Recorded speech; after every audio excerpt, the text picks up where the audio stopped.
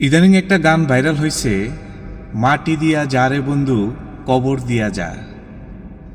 আফসোস আপনাদের জন্য, আপনারা এই গানটাকে লক্ষ কোটি মানুষ এই গানটা শুনছেন এবং ভাইরাল করে দিয়েছেন।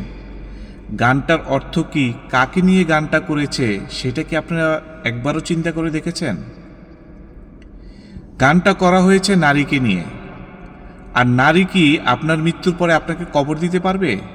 সে তো কবরের আশেপাশেই যেতে পারবে না।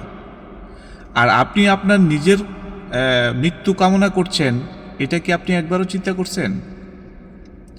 ইসলাম ধর্মে নিজের বা অন্য কারো মৃত্যু কামনা করাটা মানে হলো গুনাহের কাজ।